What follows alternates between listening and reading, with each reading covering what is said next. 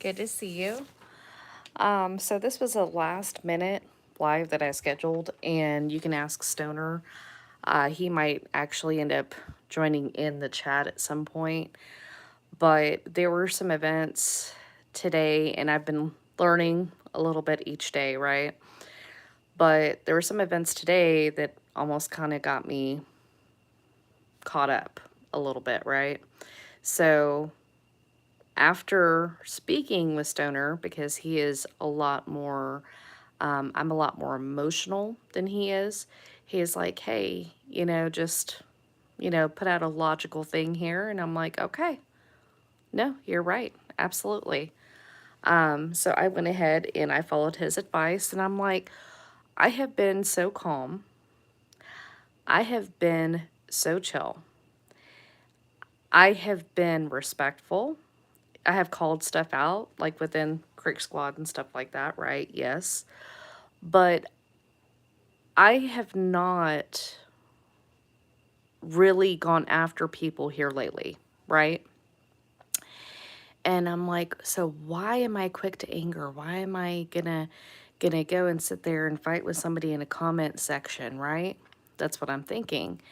And sure enough, I'm like, okay, that's what it is.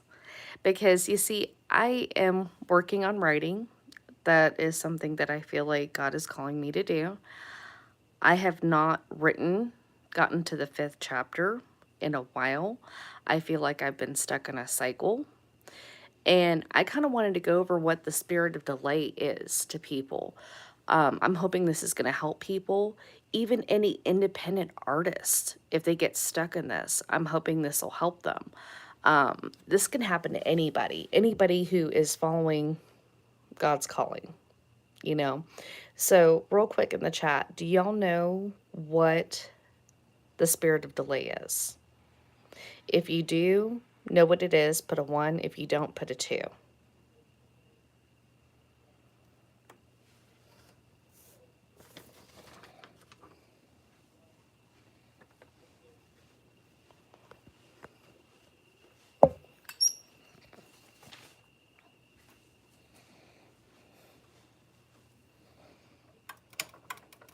All right. So, okay. So, the spirit of delay, a lot of the times, what it is something used by the enemy, by Satan, that is thrown at people that are following God's calling to delay them from fulfilling what they need to do according to what God needs them to do. They will throw circumstances at them. Hey Canada, how you doing, bro? They will throw circumstances at them. They will throw people. They will use people. So that is kind of what a spirit of delay is. Now, there's a difference in a spirit of delay and just waiting on the Lord in prayer. Okay, so let's say you get this feeling, right? Let's say, for example, silly. Okay, let's say you get this feeling that God wants you to go and climb Mount Everest for some reason. Okay. Well, that's a weird feeling, weird calling. Okay. So you would probably go to God in prayer and just try to affirm that and say, hey, this is the feeling I got. I just want to make sure that this is what you're wanting me to do right now. Okay. And sometimes God doesn't always answer right then and there. Sometimes, you may have a positive feeling from the prayer, but you may not get an answer. And that's okay. Because, when he does answer, he says, yes, but, you need to not do it tomorrow.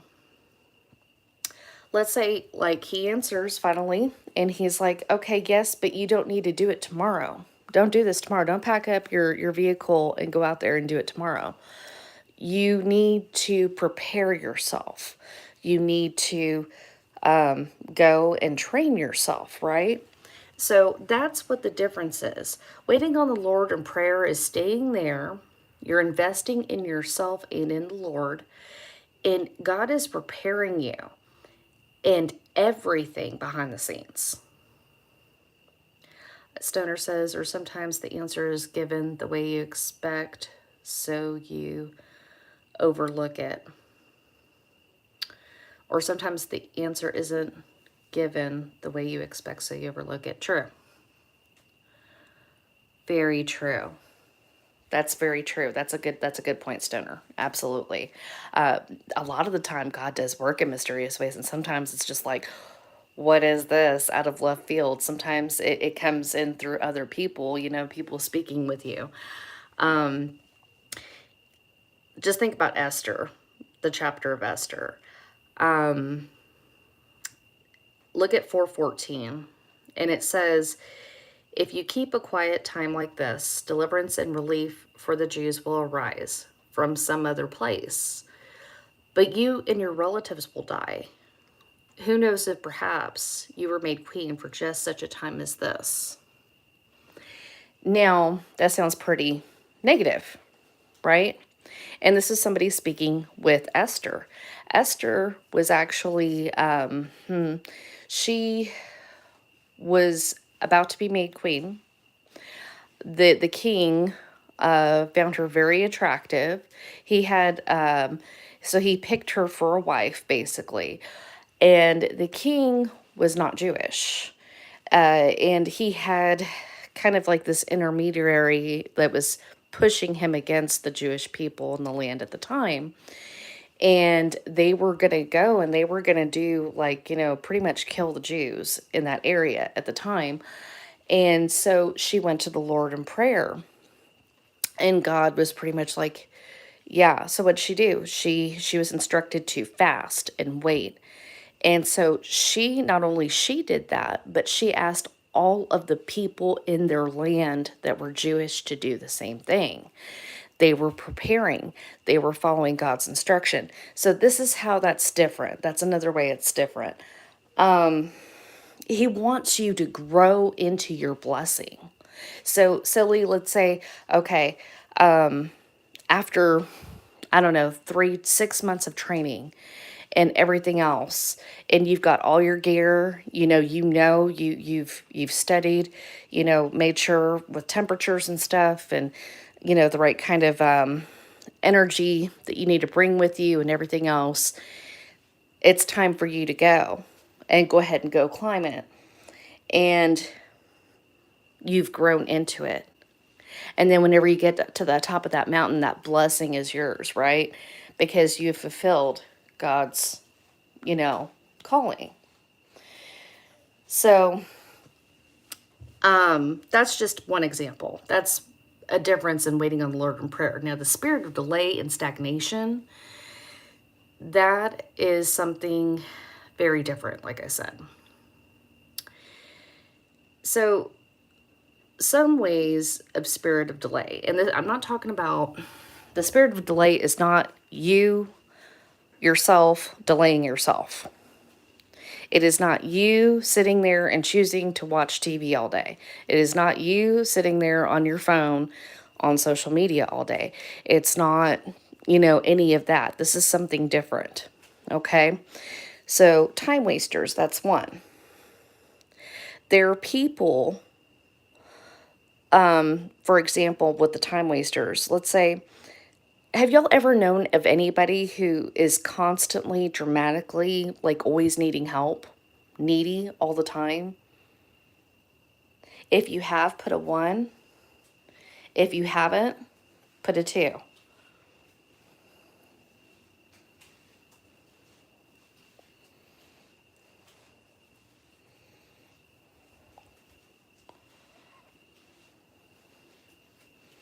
So if you have ever come across somebody that is dramatically, constantly needy, it's almost like your energy is being drained out of you.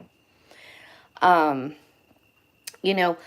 can be, Satan sending somebody to prevent you from doing your calling or delaying it, because You are so busy with that person because you're that type of person that will give the shirt off your back for anybody, and they're that needy, and you go and you help them even though you know that they're dramatically needy.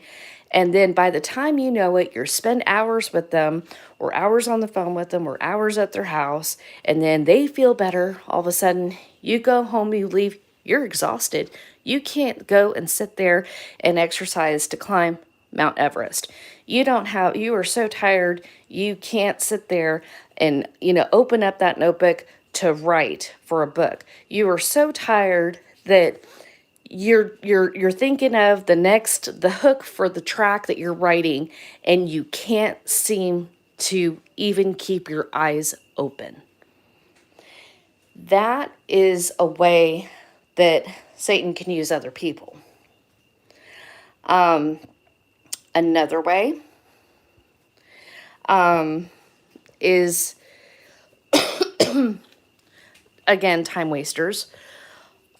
People on social media, and then, like, I'm not saying all people on social media, but there will be people that constantly are wanting to fight everybody all the time. And Creek Squad that's in here, y'all know what that is all about. You say one thing, and then you have 3 or 4 people going on your stuff, and you're having to fight them off. Well, there's nothing wrong with fighting them off. I used to do that all the time. But it takes up your time. It takes up your time from what you can do to focus on what your calling is. And that's what happened earlier. Again, this post from like 3 or 4 weeks ago. And somebody's commenting on my post on YouTube. And I was going to combat everything she said like I usually did. I immediately got quick to anger. Shame on me. Yes, because I know who this person is. She's never been on my channel before. And I'm like, you know what? No. I have other things to do. She is going to get me tied up, arguing back and forth with her. I already know it. To the point to where I'm not working on stuff for myself or stuff that what God wants me to do. So if you've ever had that happen to you, put a 1 in the chat. If you never have, put a 2. Hey, Jan, good to see you. Good to see you, Jan.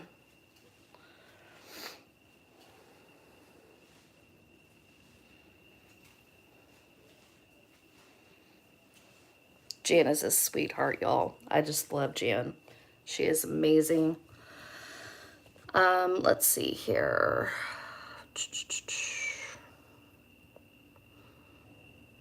Okay, so what are some other ways do y'all think that, now that y'all kind of have an idea of what the spirit of delay is, or the spirit of stagnation, what is another way you think that Satan would use that?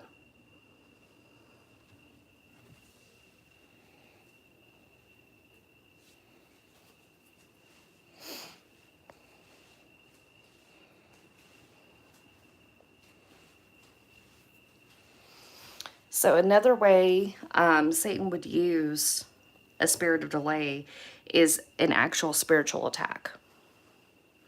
And spiritual attacks can come in a few different ways.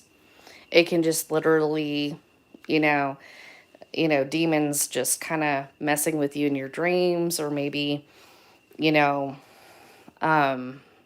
whatever it may be, right? Another way of a spiritual attack, Satan will use people to actually throw a spiritual attack at you, such as witchcraft and sorcery. That is another way. So, have any of you guys, and this is no judgment, I've been under spiritual attack myself before. Have any of you guys, if you feel comfortable answering, great. If you don't, you don't have to. Have any of you guys ever been under a spiritual attack that you know of? If you have, put a 1. If you haven't, put a 2.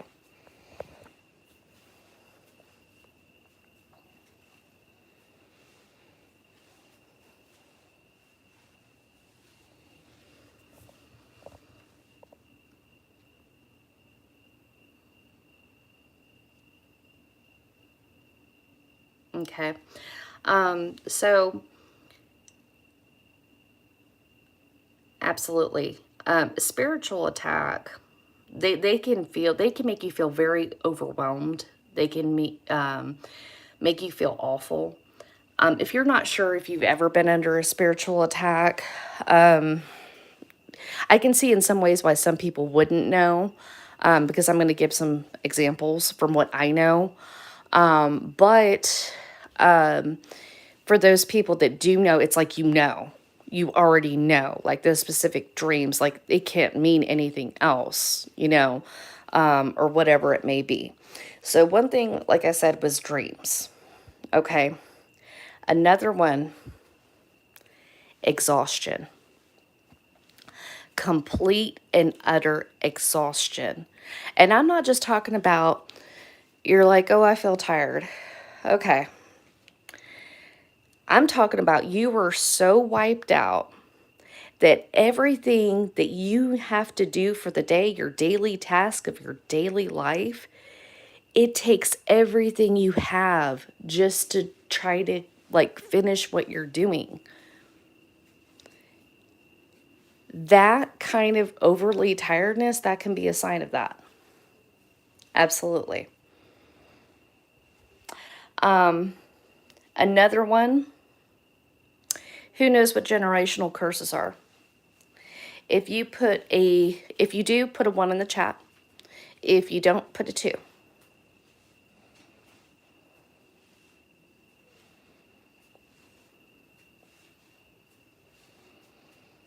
Hey, Razor Ricky, good to see you. Hey, Christina, good to see you.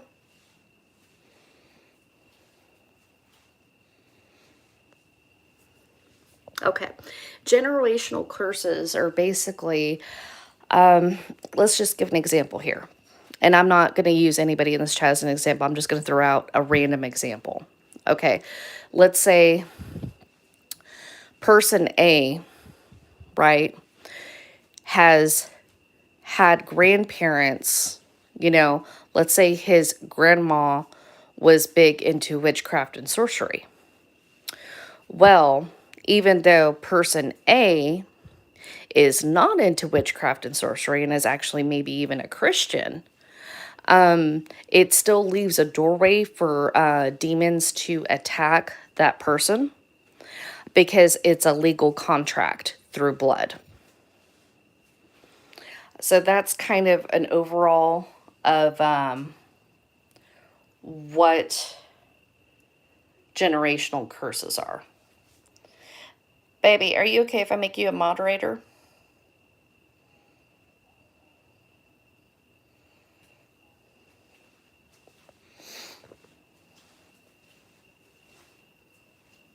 Okay. All right, so that's what generational curses are. That's just one example. Okay. So think of it like this. All right. And I know I'm talking a lot about curses. I'm talking about a lot about like demons and stuff like that. But let's not forget, everybody, that there is only but one God, and he is more powerful, and he is way beyond any of these things that I'm talking about. So let's not forget that. Let's always keep that in mind. This isn't meant to scare anybody. This is just to bring awareness to where if this ever happens to you, you can put the pieces together yourself, do your own research, read the scripture, go to God in prayer. Absolutely. So basically, look at it like this. The devil's been around for a long time, right? He was kicked down out of heaven a long time ago. He's basically a historian. So he knows your bloodline. He knows who your grandparents are, your great-grandparents are, your great-great-grandparents are, your ancestors are, so forth. He knows what their callings were. And he knows what would succeed with your ancestors to keep them from God's calling.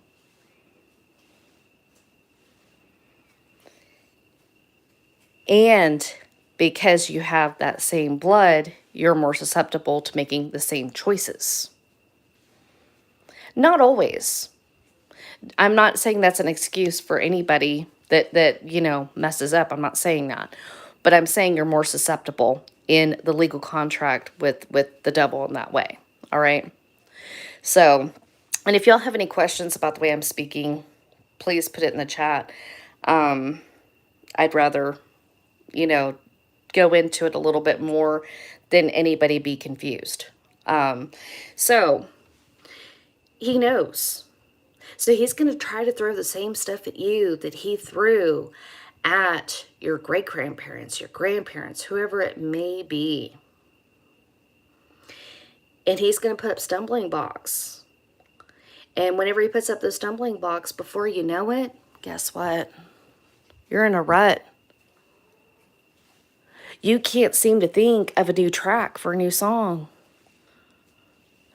Before you know it, you're so tired you can't even work out to go and climb Mount Everest. Before you know it, you are so, you have such writer's block that you can't go and write down even one sentence or even one word for that next chapter of your book. And that's how he works with the generational curses. He will use those same stumbling blocks to bring you back down to where you aren't following God's calling. So that is basically the differences. And you guys, if y'all ever are feeling like, you have been under that attack before or whatever, I always recommend, of course, prayer, go to God.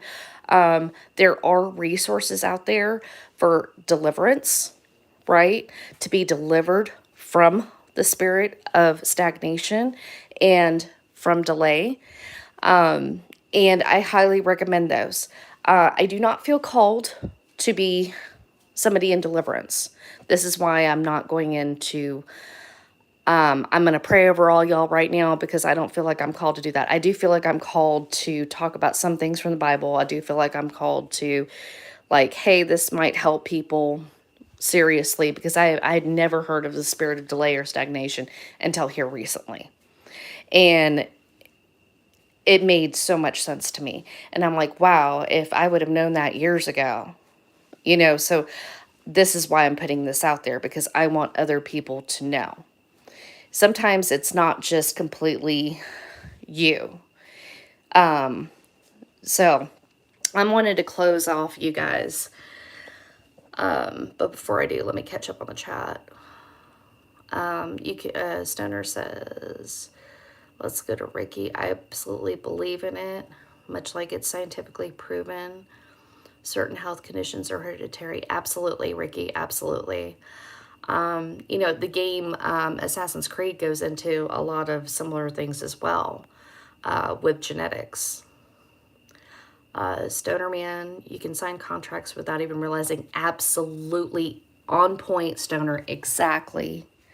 You see, you didn't even realize, like, person A didn't even realize they were in a contract with the devil because of their ancestor. That they didn't even know that ancestor was into witchcraft. And it's crazy.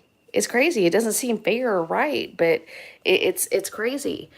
Let's see here. Especially when the letters are sentences themselves.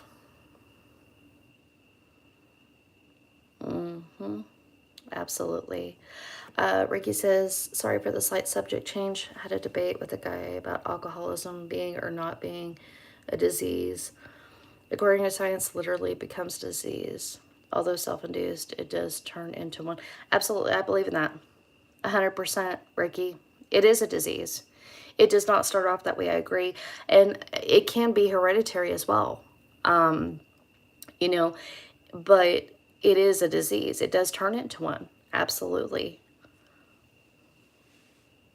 It does go into the religious stuff. Absolutely. Dilly. Assassin's Creed, it definitely does. And it goes into more of the, I want to say almost like a Catholicism look. Maybe some Protestantism in there.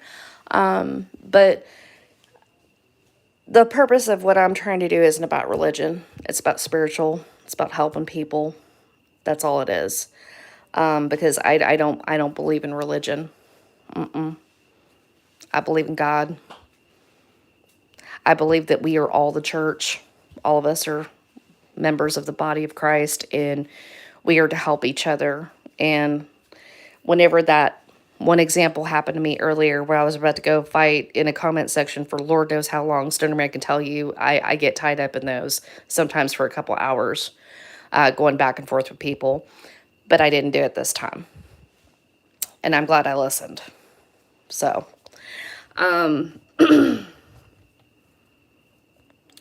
I wanted to close you guys with this quote.